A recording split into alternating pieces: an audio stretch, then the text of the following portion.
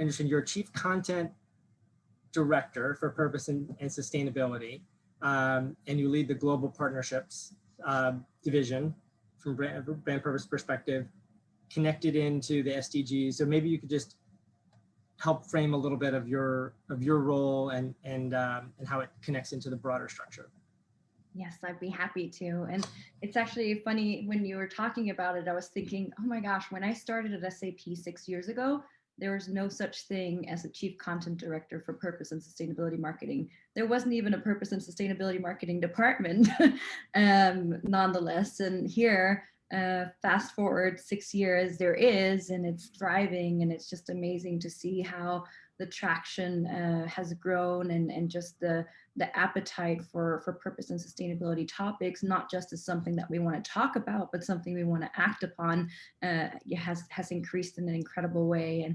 And yeah, that is my official title, Chief Content Director for Purpose and Sustainability Marketing at SAP. And what that means is that I get to work with an incredible team of creatives in figuring out how do we package up all the great initiatives and programs and products, that we're developing here at the company. How do we package that up and share it with the market and inspire, our industry to not only follow suit, but innovate in even greater ways in how to drive these topics forward at scale.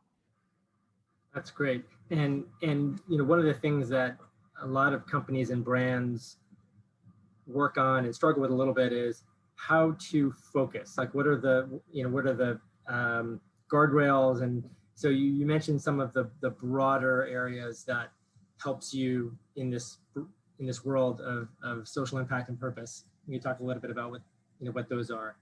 Yes, and that has been an incredible exercise for our company to go through. And just to give a little bit of context, SAP is one of the world's largest enterprise software companies. We're almost 50 years old, actually turning 50 next year, founded out of Germany, and we're 110,000 people strong. And one of the biggest exercises over these past 6 years that I've been in the company has been an internal communications exercise in figuring out what should the focus areas for the company be when it comes to purpose and sustainability, because there are just so much to tackle out there in the world, but what are the things that we as a technology company can really influence and make a big difference in? And then second, just like educating our entire workforce on what purpose and sustainability means. And one of the big concepts that has been a great enabler for our workforce has been the UN Sustainable Development Goals. Which is this framework of 17 goals that was founded by the United Nations, launched by the United Nations in 2015. And SAP, was one of the first companies to go up to the UN together with Angela Merkel, who is still, the Chancellor of Germany, right. And say, we're committing our company and our resources to achieving some of these sustainable development goals. So we went from first educating our entire workforce on what do these goals mean and what do they mean to SAP? How do we internalize them and make them relevant to the work that we do on an everyday basis? Because even if you're an accountant, or if you're a project manager, or if you're a janitor in one of our facilities, there are ways that you can have a positive impact on the environment, the society, and our economy. And that was really the big first step in just the whole education.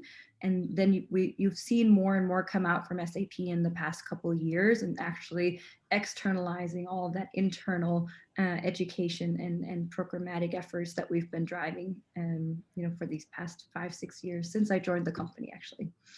That's great. And I think what you said earlier about, not just talking about acting, and that's becoming more, more important, and this ability to do that. But I'd love to just talk a little bit about your journey. And actually, before I do that, I did want to mention at the beginning that we'll have time for Q&A. So there's questions, so you can do that in the chat, and we can get to those. But in terms of your journey, I was fascinated in terms of how you started out as a graphic designer, a visual strategist, and an entrepreneur, and how you've sort of incorporated that. And part of it also is just like tips for other people who are starting out in the business. But we'd love to hear a little bit about how you took that and parlayed it into what you're doing now.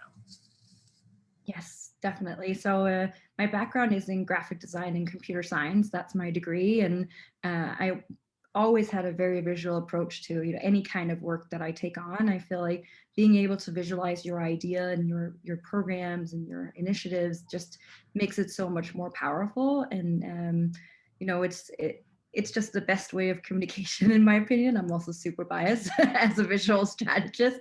Yeah, so that's how, you know, it all started, even at SAP, working on data visualization products as a product manager, trying to visualize stories through data and through visualizations. You know, that quickly developed into becoming data visualizations of impact content and contents that, you know, had some kind of an environmental, societal, or economic flair. And then that was recognized, you know, by a lot of the leadership in our company. And then I was elevated into roles that were more marketing or go-to-market focused. Yeah, that's how I ended up in the role that I'm in now as well. Great. It's inspiring, and it's you know, very, very impressive. And I think it speaks to like how important those, you know, those traits are today. So wanted to talk a little bit about how things have changed. And we're thinking about stakeholder expectations. This, you know, this is Earth Day is a day to sort of reflect a little bit on what needs to be done, where we are. But in you know, your experience in the purpose and social impact field, you know, it's been interesting to see how, you know, stakeholder expectations have shifted. There's studies that have shown, you know, 3/4 of millennial workers would take a slightly smaller salary to work for an environmentally responsible company. And it's even more so with Gen Z. You know, investors are considering it more, consumers are expecting it. So just love to get your take on how you've seen that change over the years. Yeah, no, that has absolutely changed. I want to say even the past 2-3 years, where there's a lot of prominent leaders that came out, you know, from big financial organizations, big technology companies, and said, you know, we're not going to take investments from institutions that are no longer just, you know, supporting only sustainably driven companies and et cetera. That has really created a big push in the market from the shareholder side. And I think at the end of the day, the top-down approach is really what makes things accelerate. And that's also something we've seen, you know, at SAP as a large corporation, is that our top management are all 100% behind sustainable development, and they want, you know, the full company to show up for those topics and you know, not just show up but act on them, as you said in the beginning. It's just so crucial.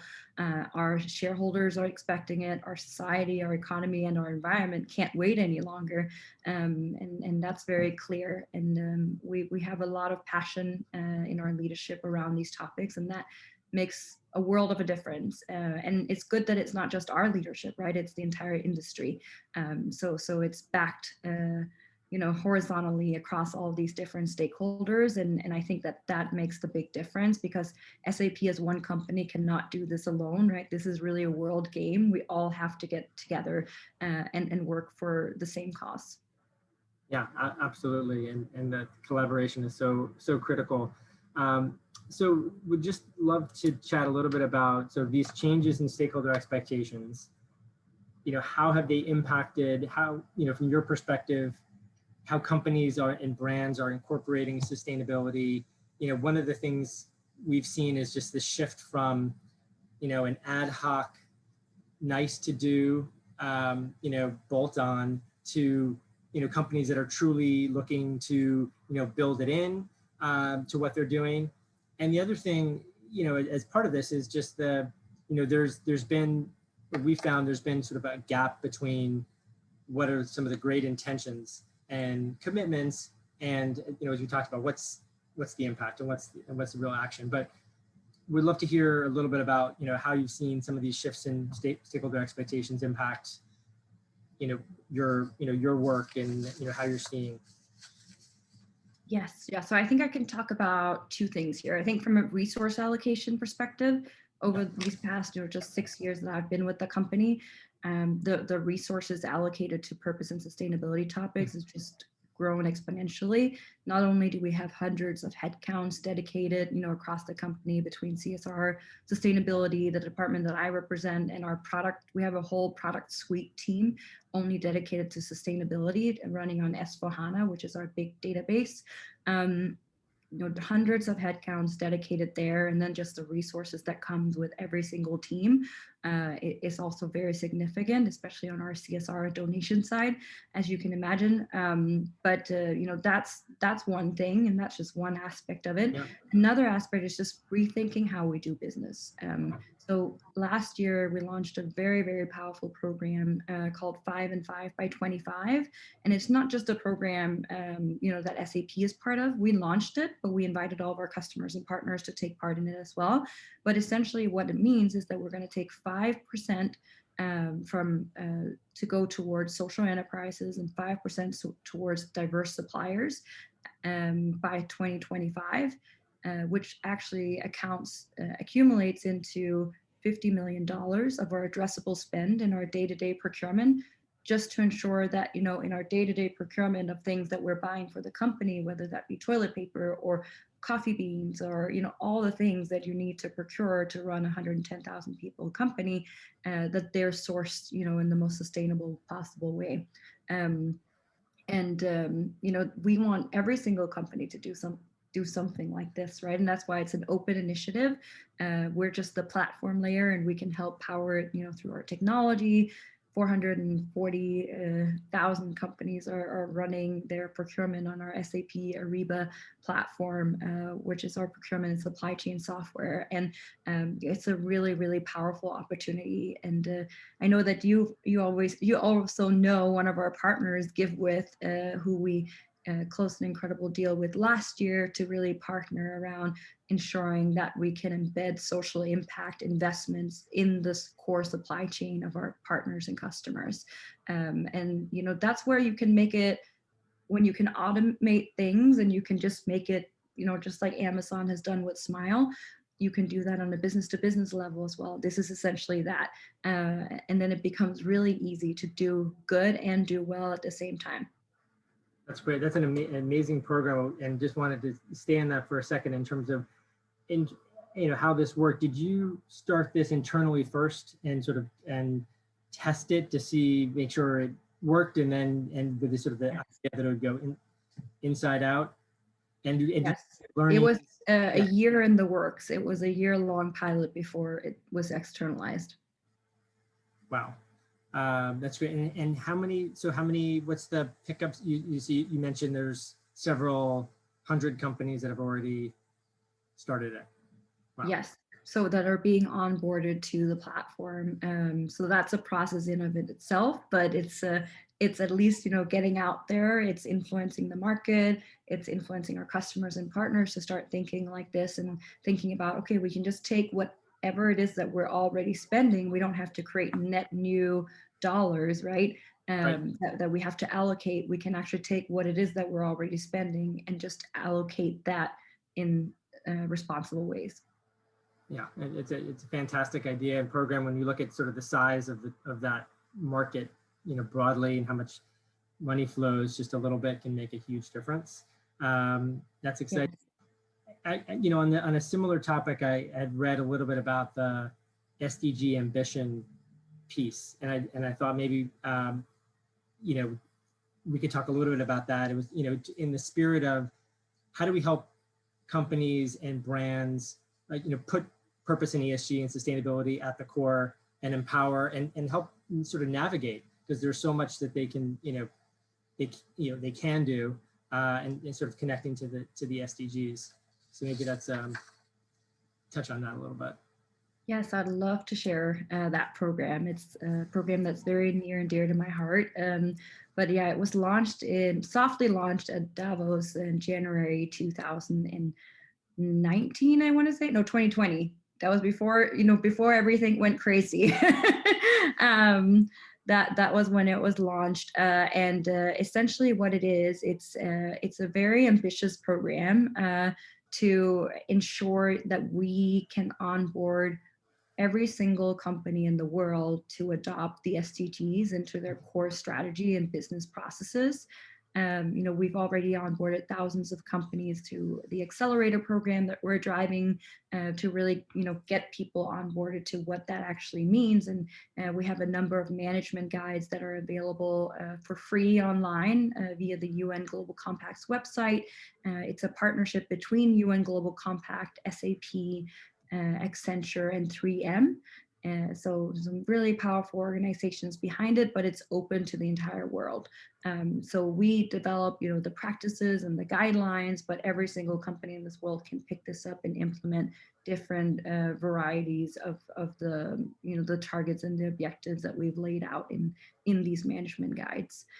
So definitely encourage everyone to take a look at that, study them, bring them to your own organization, right? And if this is something that you would want to get your company onboarded with. That's great. No, I mean, I think having that available, and it's not a, it's just the infinite game, basically, right? So we're just looking to continue to play as opposed to win or lose. So that's a fantastic program. So one other question, we're talking, the news today, there's been a lot of news about commitments, and, I've been sort of obsessed with this idea of race to zero. There's 127 governments have sort of committed to net zero, have net zero commitments. I think, Biden today recently committed to, I think 50 to 52% below 2005 emissions previously. Our company, WPP, just made one this morning with net carbon emissions, I think in operations 2025. But would love to get your take on net zero, and I love how it's not just emissions with how you look at it, and just sort of that overall phenomenon. Yes, so I'd love to talk to you about that, and congratulations that BCW also made a great commitment this morning, and that's really great. We need to see every single company step up on that one, because emissions are important, but there are multiple facets of zero. So I can talk a little bit about what that means at SAP, but also wanted to just flag that our original target was also to become net neutral on the emissions side by 2025, but we just launched last month in our integrated report that we have shaved off 2 years of that journey. So we're now going to be net neutral by 2023.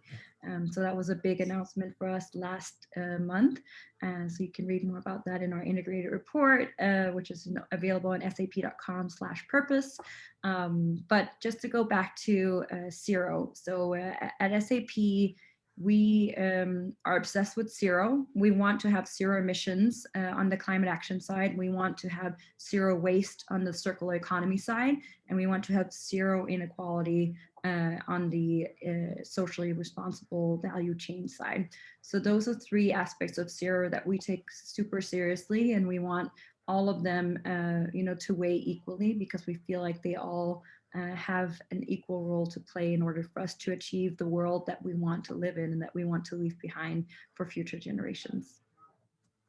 That's great. That's very, that's a great way to look at it. And those are baked into your goals, your KPIs, and your sustainability report. Yes. No, that's great. Well, I had a few more, and then I know there's looks like there's a couple of questions that are starting to come in, but just in terms of the advice for folks, and I know we'll get to some of this and maybe this answer, but anything that from your perspective, your journey, people starting out in in the business or in the field, curious as to what you're reading, or how you're staying up. I mean, there's a massive amount of information that's coming in all the time, and staying relevant. So is there anything that sort of sticks out in terms of your what you've been on the way that might be helpful for some folks that are just getting going? Yes, I love this question, because when it comes to purpose and sustainability, and also the UN Sustainable Development Goals, it's one of those things that once you're immersed in them, you can never go back. It's kind of like, wearing a seatbelt, right? Nowadays, we can't imagine that people used to drive without seatbelts, or, there's tons of examples like that. But once you get immersed into the power of purpose and sustainability, you're not going to be able to look at the world any way differently. I think a great place to start is the globalgoals.org, which is an educational website on what are the Sustainable Development Goals, what does the framework mean, what are all the sub-targets that is underneath every single goal. Educate yourself on what that all means, and become well versed in the language and just like understanding the concepts. I think that's a really great resource. And then join events like these, like join communities and movements and events that facilitate our ecosystem and help us grow it, right? Help us expand it into, the industry that you're representing or the field that you're in. Great, that's perfect. Really good advice. And one other question, and then I think we can jump in, and we've got a few questions here. Curious to how you've, from a data perspective, what tools you're using or how you think about it. I mean, that's been part of what you grew up doing from a data viz perspective. Is there anything, is that a sort of a separate community that you're a part of? Are they merging, or just sort of various tools that you use to, stay up on it, or, how does that work in your world? Yeah, so SAP has a lot of amazing tools. SAP Analytics Cloud is an evolution of the tool that I was originally trained in, and I've always used that as a great resource. And I know that our friends and customers over at the United Nations use it too for a lot of the predictions that they're making for future developments in the different countries that they're working with. And on that note, I wanted to also refer to the SDG Data Hub and the United Nations Data Hub, which are also great platforms and communities to learn more about how do you create data-driven decisions around SDGs and ESG targets. Perfect. That's really helpful. Well, I think we'll jump into some questions. I know there's a few here, so I want to make sure we have some time to tackle them, if that works for you. Yes, that will be great. So first one is, so when it comes to communicating with your consumers, how do you think about brand purpose, and how does that impact your approach to marketing? So when it comes to communicating with your consumers, how do you think about brand purpose? Yes, so I'm extremely biased, right? To me, having a purpose is alpha omega when you go to the market. I don't think anyone will listen, right? If you're only talking about features and functions and you don't talk about what kind of an impact your product or whatever it is that you're doing has on the broader society or environment or or the world or the economy. So so that's my approach to that. It sounds very religious, but that's really something I truly believe in. We're conducting a really interesting experiment right now with a partner on how consumers in the market are receiving SAP ads based on whether they're purpose driven or whether they're just products driven. So we don't have the findings yet of that test, but I'm really curious to just see how the market is responding, because my methodology, right, and my hypothesis has always been that something that's purpose and sustainability driven will always leave a stronger mark on whoever it is that we're communicating to. And I wish that I could share that insight already, because I only have the hypotheses, but I don't have the final result yet. Oh, that's great. So I would imagine so, and I imagine those would also be shifting. So next up is the biggest challenges you faced in your career implementing purpose-led programs, and on the flip side, the biggest opportunities. That's also such a great question. It actually links back to what you were talking about earlier, Larry. Going from being something that's nice to have to something that's need to have has been, somewhat of a transition. It was really annoying almost, right, to be on the nice to have side, because it's like you want, what it is that you're doing to have strategic relevance. And I think that it was a much stronger push for the first 3 years that I was working on these topics, where now it's evolved much more into a pull. So we're getting, there's a demand from every corner of the business on the types of topics that we're driving, and just like the education of it as well. And that, was the challenge in the beginning, but now it's also the big opportunity, because now we can feed all those demands and ensure that we are able to scale up in the best possible way.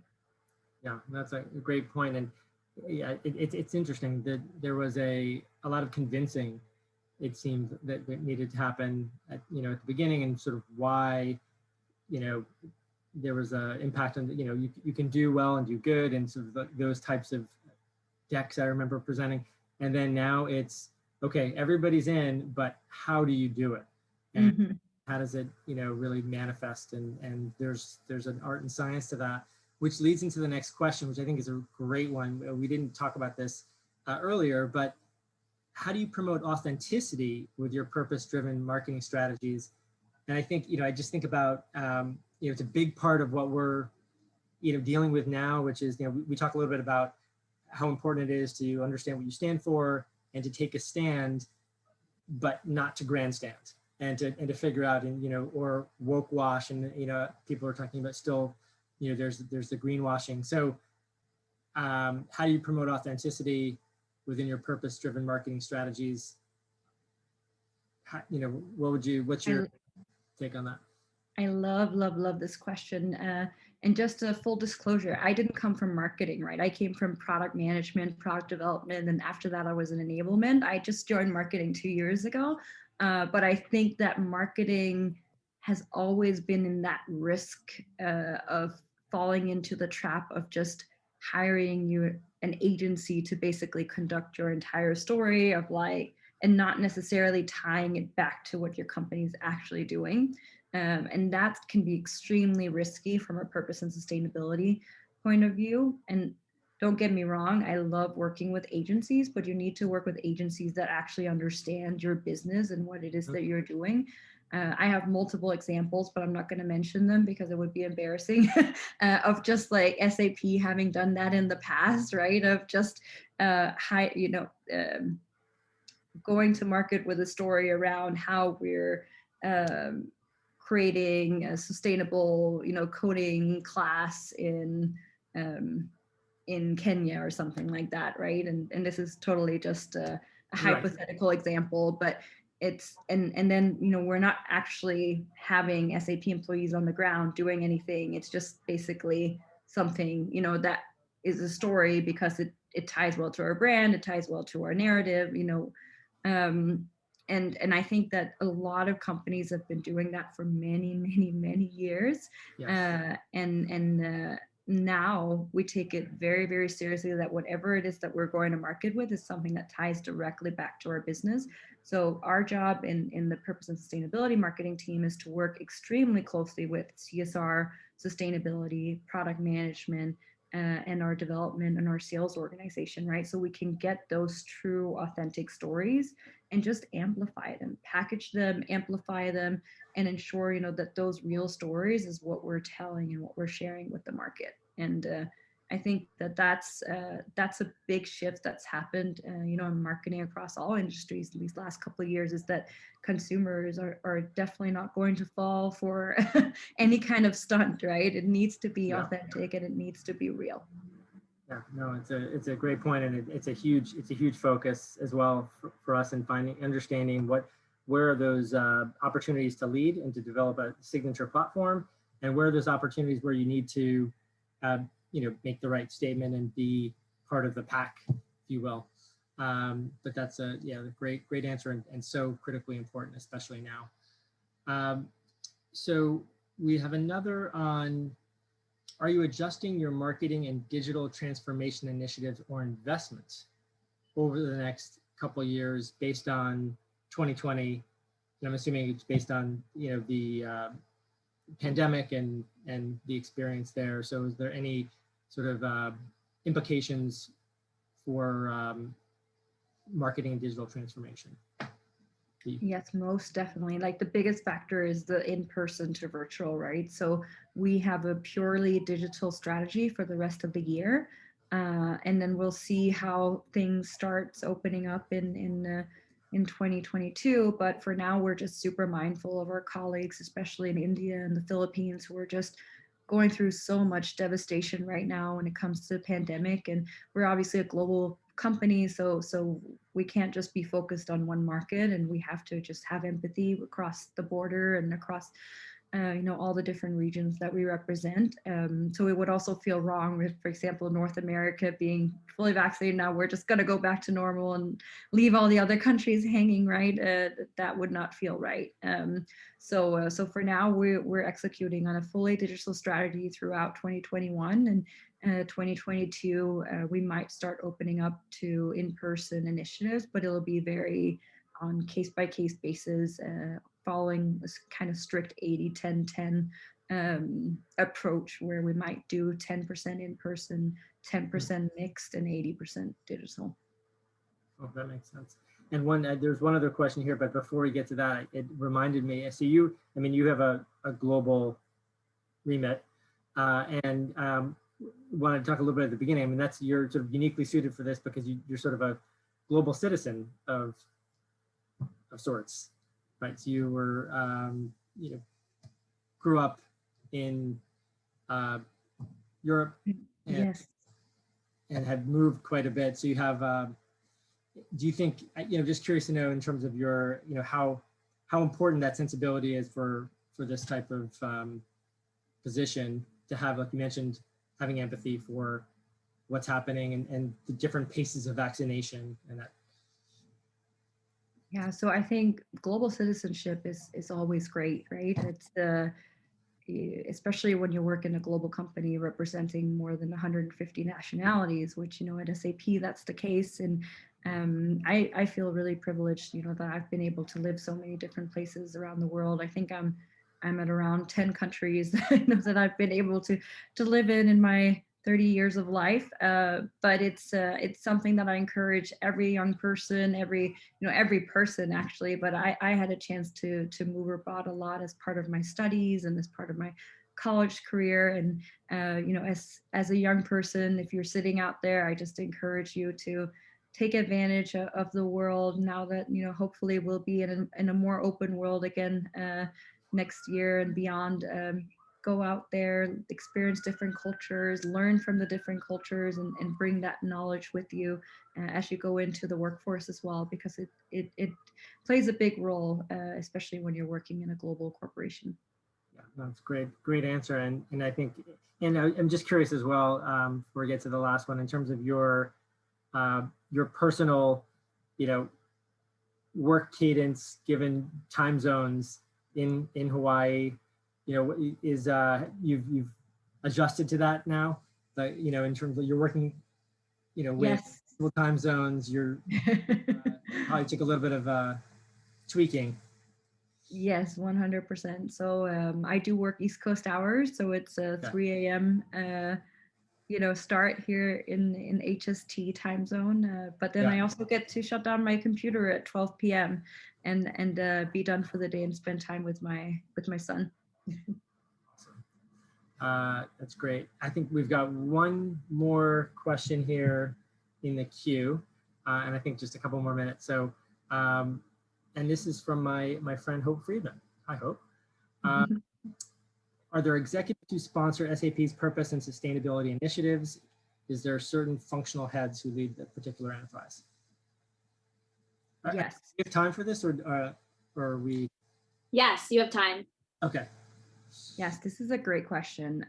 So at SAP, we're German structured company. So we consist of multiple board areas, 7 to be specific, and each board area has its own kind of CEO. So I'm in the board area of marketing and solutions under Julia White, who is our executive sponsor of everything that we do across marketing and go-to-market and solutions. And every single board area and every single board member has a focus area. I'd say you see one board member will be very focused on the circular economy topic. One board member will be very focused on DE&I topics. So every single board member has kind of like their special investment that they're also executing on within their board area. So hopefully that answers the question, but that's how, our leadership is structured, how we're approaching, the 5 strategic themes that we've selected as a company to invest into. Yeah, happy to elaborate on that more if necessary. But yeah, thank you so much, Larry, and thank you, Ariel, and Brand Innovators. It's been such a great session, and I look forward to connecting with everyone who joined today. Perfect. Thank you so much. I really enjoyed it, and thank you, Ariel and Sandra. It was a pleasure. Such a pleasure indeed. Sandra, thank you so much for sharing insight into the brand and giving us such inspiring words today. I hope you come back. We would love to have you. Awesome, of course. Thanks. Bye. Thank you. And thank you, Larry, as well. Absolutely. My pleasure. Have a great day, both. Happy Earth Day. Bye.